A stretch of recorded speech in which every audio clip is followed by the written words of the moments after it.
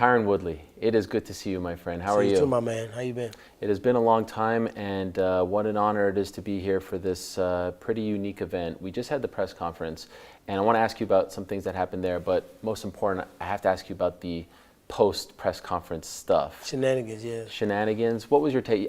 Honestly, I don't know if I've seen you that mad before. You were pretty fired up. Yeah, I mean, those areas of my life I kind of muted and kind of killed away. You know, as I grew up, a lot of people think that I came from this area and I did this and I grew up gangbanging. It sound cool because people always want the rags to riches story, but I really don't glorify that.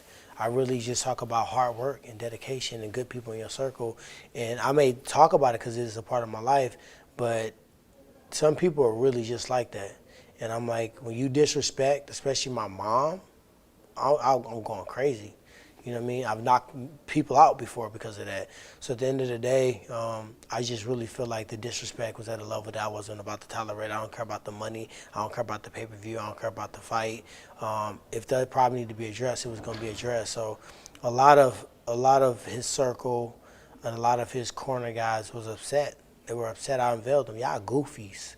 Y'all weak. Y'all lame. Y'all corny. And y'all heard cheerleading another grown man. One of the guys was a boxer, you know what I mean? A decent boxer. And now you reserve back to a cheerleader. Y'all dancing in the ring. What an open workout. Let me see what them hands look like. You know what I mean? You flying him around on an airplane, or he's flying in the air, and that's your job? You corny. And I just sitting at the press conference, thank God I brought my sunglasses, because you know my little trick. I try to block out stuff, whether it's a weight cut or whether it's the BS. I'm listening to the biggest, corniest, clout-chasing thing, doing everything that you think you're supposed to do, think you're supposed to say, take my shirt off, got the Cleveland, like everything is just textbook what you've watched and you're trying to replicate. And I'm like, oh my God, can this be over? And then finally I hear somebody going back and forth with my mom. Then I just we take a picture, I'm like, hold on, I'll leave it. Are you talking to my mom, dog? Like, we finna have a whole problem. And at the end of the day, certain things won't be tolerated. I'll never tolerate that. I don't care. I don't care if the president was sitting right here. I don't care if it was a million armored cars. Like, one, don't touch me. Whoever's trying to touch me, they almost got the first opening bout of the card, a pre-bout on Thursday. Don't grab me when I'm mad, because I'll hit you. It felt like we were like one wrong move away from a whole brawl breaking out. Did it feel that way to you? No, it'd been one right move. I was just, for me, I know everybody want to protect me because I got to fight and want to focus and make sure I'm cool. But nah, when we all go, we all go. So you have now faced off with him a few times, but prior to this was around a month and a half or so ago when this was all announced. Different circumstances now. We're 3 days away. Any difference? Same. He's scared. He's doing everything that he think he's supposed to do. He's saying the stuff like he wearing all the jewelry like he's seeing in the rap videos. You know, he'll screaming like he's seeing all the MMA guys. You vulture. You're a vulture of culture and you're a vulture of combat sports. And now you want to go on and give one GoFundMe and give Dustin Poirier a necklace, and now you're the ambassador of MMA and their fighter pay. You ain't gonna change. You know how it is to change it. You gonna bring it up. Everybody can already look and see what's going on. The real change happens when people unify. And our sport is divided. We're taught to divide. We're press conference to divide. We divide on Twitter and we talk down on each other just to even get a fight. That's the way you get a fight. So now we're supposed to hold hands and kumbaya, my lord, and come together in unity. He ain't helping out the sport. He helping himself out. He's trying to beat a heel, then get patted on the back. He's trying to say Tyron's a UFC champion, he's a veteran, you know, to put a back pocket excuse in there to hedge his bet. But then, no, I don't respect him. I don't think that. Which one is it? 2 minutes ago, you said one other thing. So I say what I mean, and I mean what I say. So it does feel to me that this event, and I asked Jake the same question, but I'm like, you look around, you see a lot of the media here. It's all MMA media, right? It feels like the MMA media is covering this boxing match more seriously and more respect than the boxing media. Yeah. And maybe it's because he's fighting a former UFC champion. Maybe it's because MMA is kind of used to this sort of thing. Why do you think that is? And do you agree? You know, I didn't really notice because this is new to me as well. I don't know the boxing reporters, but I look out, I see all the, you know, the MMA reporters, so I know them. I don't know exactly why, but like Jake, like he can play games all he wants. He was a fan of mine. You know, him and his brother Logan. You know what I mean? They probably played me on a video game. That's how I met Logan, you know what I mean, a long time ago. Oh, I'm a fan of yours. I watch your fights, cool, whatever. So don't act like you don't know me, dog, and how I get down. The reason why you took the fight because you thought I was old. You thought I was washed. You thought you can go in and, you know, get a fight based upon what you seen in my last performances, but you thought wrong. You signed yourself up to get hurt. When you were at the event in April with Ben Askren cornering him, and there's that scene in the locker room, Jay Leon Love, and you're going back. They don't even say his name. He disgraced. That's kind of where it started, though, right? No, it didn't start there, actually. If you want to, just because it's my dog, I'm going to give you the real genesis. Please. They're kids. They called and prank called everybody that was supposed to be cornering Ben. I didn't train Ben for the fight. I was in fight camp to fight Luque. Ben wanted me just there. He said, I just want you there. I said, easy, I'm there. You sure you don't want me? No, I'm there, right? So I go to the fight. So I get a call, and he's like, hey, this is another network, which I'm not going to say. We from this network, and, we want to talk about Ben's coach. And I'm thinking, like, dude, I don't feel like doing this interview. I'm mean, bitter. I'm like, all right, man, let's do it. He's like, oh, yeah, we should ask him some questions. You train him. How's he looking? So they go through the random stuff, and it's like, so what do you think about Jake? I'm like, I don't give a about Jake. I don't know what he doing. I don't care what he doing. It ain't my business. I'm only going there because my dog Ben helped me win world titles. He kept me accountable when I needed accountability, and he my brother. So if he asked me to go, I'm going. And then I knew it was a prank. And like, oh, what happens if he gets his ass beat? Right? So ha ha ha, hang up. So whoever number it is, I text. I said, I don't know who the you think I am, dog, but I don't play them games. Don't call my phone. Or you'll get hurt for real. Text it to the person. So now I don't know who pranked me. I don't know who's on the phone, right? So then I go to Floyd Mayweather's party. He had a birthday party in Miami. He asked me to come. Cool. I came to the party. Said what's up, blah blah blah. This guy walked up, boom, and I said what's up, man. And he looked at me. It's kind of spooky and walked off and didn't say nothing. I'm like, all right, whatever. It's just nigga weird. Maybe on some drugs and shit. We in Miami. So I get my phone start blowing up. This vlog comes out. So Jay Leon and Jake were pranking me on the phone. But what they did was they didn't know, but they turned the phone towards the camera, and my number was exposed. So to this day, 300-400 calls a day. Every time I go live, 1 million calls a day. Like they try to interrupt the live. So that part made me off and wanted to beat somebody's ass. So now when we get into the locker room, the part that people think it was the beginning of, the beginning was not that. The locker room was like, okay, I'm going in here. I'm already mad. My mama told me right before that, Tyron, I'm praying for you. Don't let nobody take your cool. Keep your cool. Keep your cool. I said, Mama, I promise you, I'm not going to do nothing stupid. This is Ben's fight. This is his bag. I'm not going to do nothing crazy, right? So I was thinking about that. Went in the locker room, and now I know who the person was that pranked me because I just saw the vlog video. And they in the locker room. So he comes on like, yeah, you don't know nothing about these gloves. And I'm thinking like, I don't play games, first off. That's one thing you need to know about me. I don't play these games. I'm for real with it. I don't play these games. Oh, you look like you're playing games. So you could have said something to me. I was by myself at a table at Floyd Mayweather's party. And you could, if it was really something, you could have stepped up then and said something. You didn't say nothing. You spooky ran off and froze like it was wintertime and darted out the other door. Now in front of the cameras in the backstage, you want to try to do something for clout. He did it for clout because, think about it, Jake Paul took the clout from his brother Logan. They don't care. They'll take it from each other. I got your hat. He stole the show from his brother. Jay Leon, he don't care about stealing the show from Jake. He tried to position himself for a potential, money fight because, like, Jake ain't even a boxer. Ben ain't even a boxer. I've boxed all my life. I never made the money they're about to make. Let me try to throw my name in the hat. And it was so disgusting. And I just really shrugged it off. But that put the fight together with me and Jake together. How soon after does it actually come together? After the Ben fight? It was not Jay Leon. I'm like, yeah, I'll fight him in MMA. First it was Jay Leon, but then it quickly... I'll fight him in MMA. Let's go. I want elbow him. I want make him bleed. Right. No boxing stuff. MMA gloves. Let's do it. They didn't want to do it. Then Ben said, who do you think, after Ben lost, he's like, who do you think he should fight next? And then Ben was like, he should fight Tyron. I'm like, all right, I'll fight him. And then from that point, and then the locker room thing, boom, boom, boom. He had choices. I will give him props. He could have picked Fury's cousin. He could have picked the other person, which I'm definitely not gonna fucking give. You give this dude way too much attention, by the way. Who's this? I'm not saying it because I'm not gonna let you do it, but you know what I'm talking about. He could have been him. Contractually, I don't know if he could have did it, but he was talking about it. Yeah. So he picked me. Out of those three, I am the toughest opponent of those three. He did pick the toughest opponent. You know what I mean? I don't know what he would have made with those guys. I think he would have made more fighting me just because of my credentials to MMA. So he picked the tougher opponent for more money. All right, let's go. So let's be real. You know, in this sport, MMA, and in the organization you fought for, UFC, you're the man, you're the man, you're the man. You lose a few, your contract's up, and you don't even get a thank you, a goodbye, a video package, a tweet, you know, peace out. You get nothing. You know who you are. But Darren Till was on the other day talking about, I'll lose 50 times and I'm still going to get. Sure.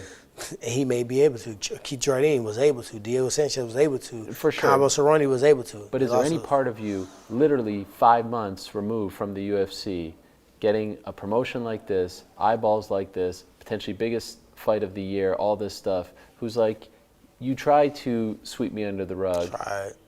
And here I am. Is there some pride involved in that? Not. I got to a point where I was at peace before I left. You know what I mean? I was at peace with, like, people that keep asking, Dana White said this, and what do you think about it? I'm indifferent. I don't have no smoke with Dana. Because at the end of the day, what is that energy being fostered to that help me out? I got blessings right here. I got a chance to show people I'm a star for real. Whether I got that chance there or not, right now I'm about to turn up. You know what I mean? I'm about to go big in all areas, all aspects of life. I'm just legit just trying to go big on everything. And this is my chance to do that. So that's why I want to focus my attention on. But when you look at it, it's kind of funny because now all of a sudden I'm the hero. I'm the person that everybody wanted to win. I'm the MMA but I've been the same guy. And I didn't change up for this. I didn't change up for the Jake Paul fight. This is the first press conference that I had with somebody that was, actually, you want to say something? I'll say something back. I didn't get that. I didn't even get the press conference with Kobe. Remember, they canceled it the day of. I got there and didn't even know it. They brought everybody there but us. Politically, they made a move on that part. So at the end of the day, this is people's first time seeing me with a strong press conference. I always had the ability, you know what I mean? You mean to tell me I'm going to sit there and let Conor say the little corny stuff he say with people and that's, and get away with it? No, you finna get roasted. You know, so I'm excited. I'm focusing on the blessings, things I can control. And, you know, if God flips the switch right now and I go to 10, do I want to, I wish I would have happened 3 years ago. I wish it would have happened. No. I'm still able. I'm still willing.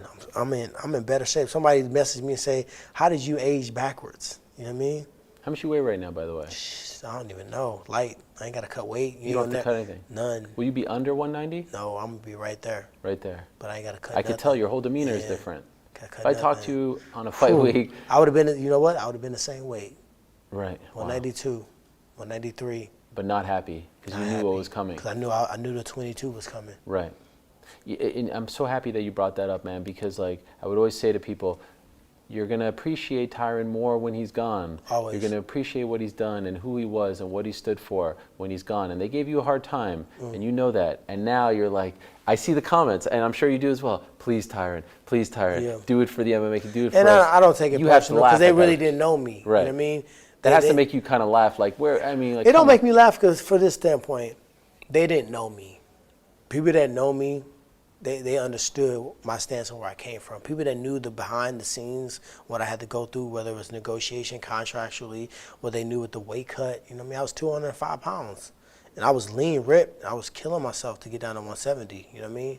And when you think about those things, can I really be mad at them? They don't even know me.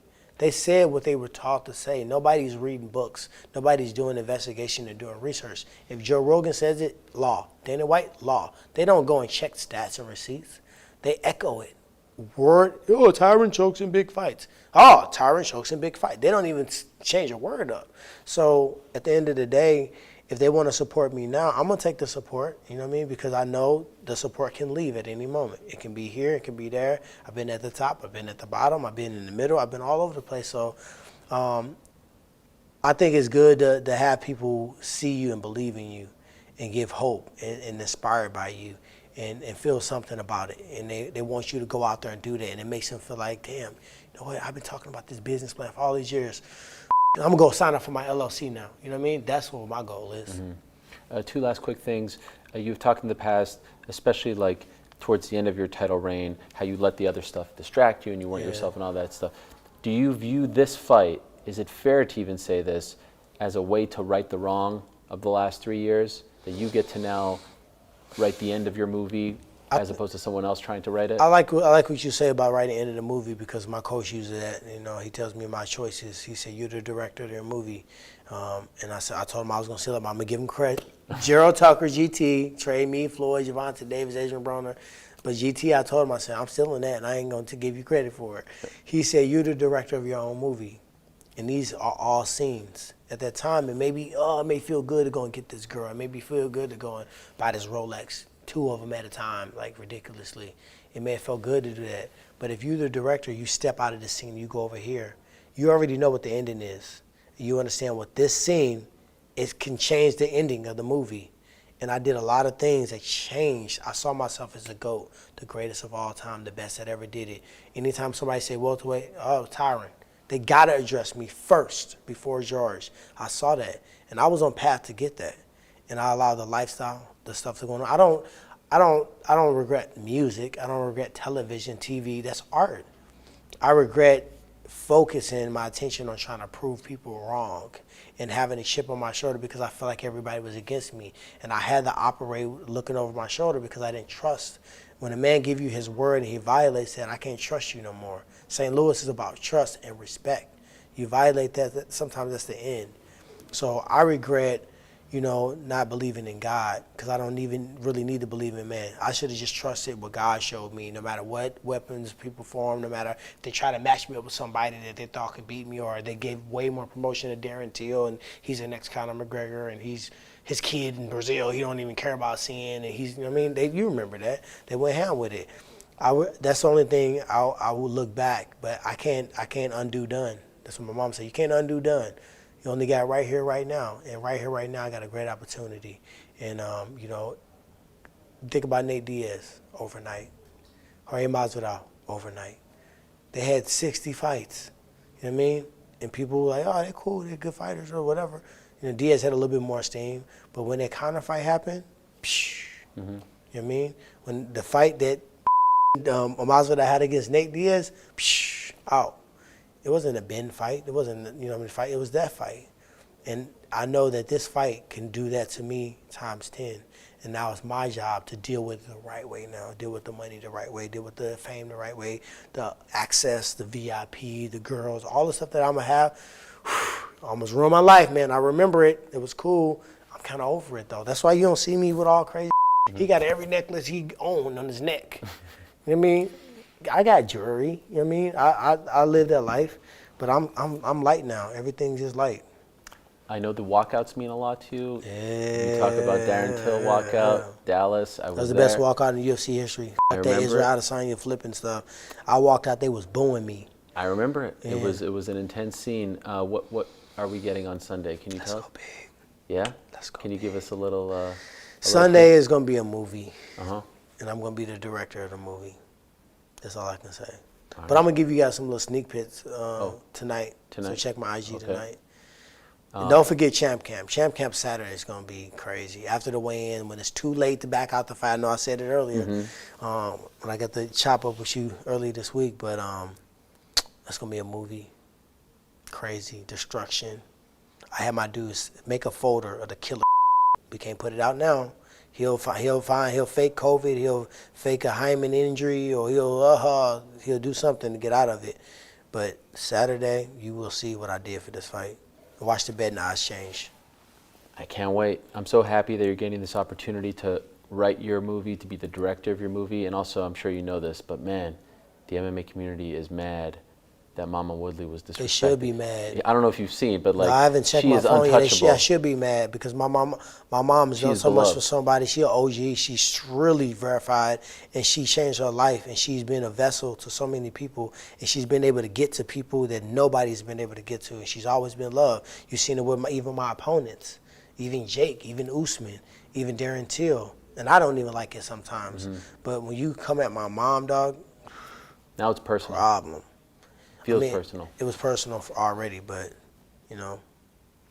She's a no-limit soldier. You don't mess with her. She's a no-limit you know? soldier, and then, you know, they shall see. I can't wait. Tyron, thank you. Thank Good you. luck. Appreciate the time as always. Can't wait for Sunday night. Thank you, my man. Appreciate it.